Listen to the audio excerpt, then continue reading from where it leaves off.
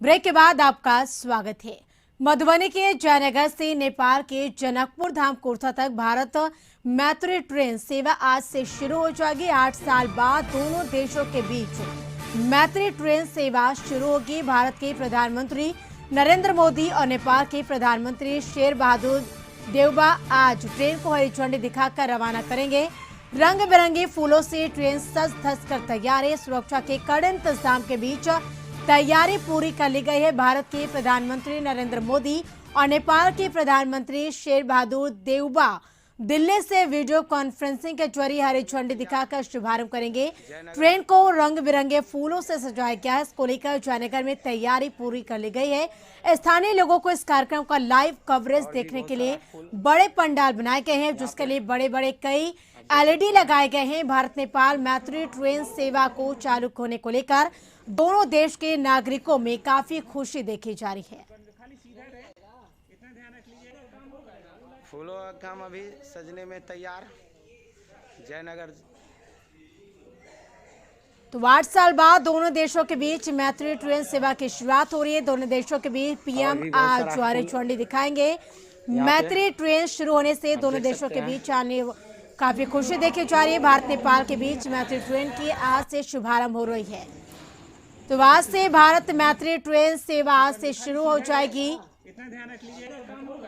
फूलों का काम अभी और 8 साल बाद दोनों देशों के बीच मैत्री ट्रेन सेवा की शुरू होगी।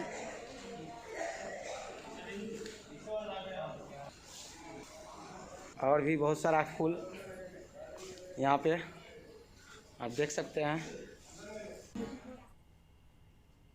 और अधिक जानकारी के लिए न्यूज़रूम से संवाददाता अरुण चौरसिया हमारे साथ जुड़ चुके हैं लाइव पे। अरुण जी, भारत नेपाल के बीच आज से मैत्री ट्रेन सेवा की शुरुआत हो जाएगी और ऐसे में कहा जाए कि 8 साल बाद दोनों देशों के बीच बात करें तो मैत्री ट्रेन सेवा की आज से शुरू है। इसको लेकर क्या कुछ विशेष तैयारी की गई देखने को मिल रही है और साथ ही बात करें तो कितनी खुशी, किस तरह की तैयारी, क्या जानकारी? देखिए, निश्चित रूप से भारत और नेपाल के बीच कहा जाता है कि बेटी और रोटी का संबंध है। यानी जो संबंध है वो दो देश की तरह। अगर लोग नेपाल जाते हैं तो ये नहीं कहते हैं कि विदेश जा रहे हैं, बल्कि लगता है कि घर जा रहे हैं। यही वजह है कि ये भारत और नेपाल के बीच चाहे बस सेवा हो या ट्रेन सेवा हो, काफ़ी पहले से चली आ रही है। और अभी जो जयनगर और जनकपुर के बीच पहले जो है नैरो गेज यानी छोटी लाइन की गाड़ी चलती थी, लेकिन भारत सरकार ने धीरे धीरे जो नैरो गेज है उसको खत्म कर दिया। यही वजह है कि जो जयनगर और जनकपुर के बीच ट्रेन चलती थी वो बंद हो गई और उसके बाद ये दोनों स्टेशन के बीच, भारत नेपाल के बीच ब्रॉड गेज यानी जो बड़ी लाइन की जो गाड़ी है उसकी शुरुआत की गई निर्माण की, और वो निर्माण पूरा हो गया है। आज दोनों देश के लिए, दोनों देश के लोगों के लिए काफ़ी अहम दिन है, क्योंकि आज से फिर से ये शुरुआत हो रही है। करीब 34 किलोमीटर की जो रेल लाइन है वो जयनगर से जनकपुर होते हुए कुर्था तक नेपाल में ये जाएगी और आज से इसकी शुरुआत दोनों देश के प्रधानमंत्री कर रहे हैं और रामनवमी से ठीक पहले ये उद्घाटन हो रहा है। तो ये काफ़ी अहम है और दोनों देश के लोगों के लिए, विशेषकर राम को चाहने वाले श्रद्धालुओं के लिए काफ़ी अहम है, क्योंकि अगले सप्ताह जब रामनवमी होगी तो बड़ी संख्या में भारत के लोग रामनवमी के अवसर पर मां सीता की जो जन्मस्थली है जनकपुर, वहां जाते हैं। उनके लिए एक तोहफा है।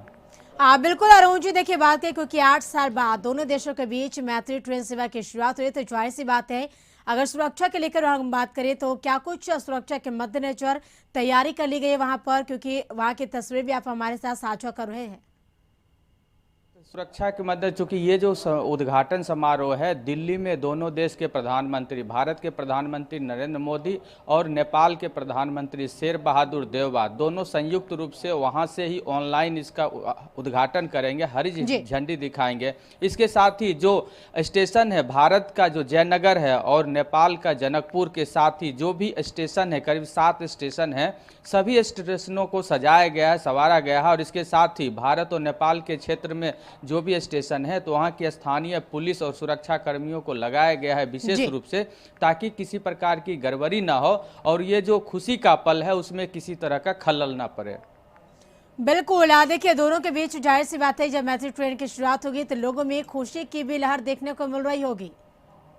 हाँ, निश्चित रूप से लोग खुश हैं, चूंकि ट्रेन सेवा अभी भी मानी जाती है कि यातायात का सबसे बेहतर साधन रेलवे है। चूंकि रेलवे में जब आप यात्रा करते हैं तो थकान नहीं के बराबर होती है, जबकि आप बस में, आप कितने भी वातानुकूलित बस में सफ़र करें लेकिन आपको थकान का अनुभव जरूर होगा। और इसकी जो सेवा की दर है, मतलब कि काफ़ी कम दर पर, कम पैसे खर्च करके लोग यात्रा करते हैं, तो लोग काफ़ी खुश हैं। काफ़ी दिनों से डिमांड भी हो रही थी, जी। इसका निर्माण कार्य काफ़ी पहले पूरा हो गया था और स्थानीय लोगों की डिमांड थी कि जल्द से जल्द ये सेवा शुरू की जाए। बिल्कुल। और आज से उद्घाटन हो रहा है और कल से आम लोगों के लिए ये सेवा शुरू होगी और जो टिकट है वो भी कल से मिलने लगेगा। और जो भी जयनगर और जनकपुर यानी भारत और नेपाल के बीच जो ये सेवा जो 8 साल पहले बंद हो गई थी, जी। आज से फिर से शुरू हो रही है। बिल्कुल, तो जाहिर सी बात है खुशी की लहर देखी जा रही है। तमाम जानकारी के अरुण जी आपका शुक्रिया।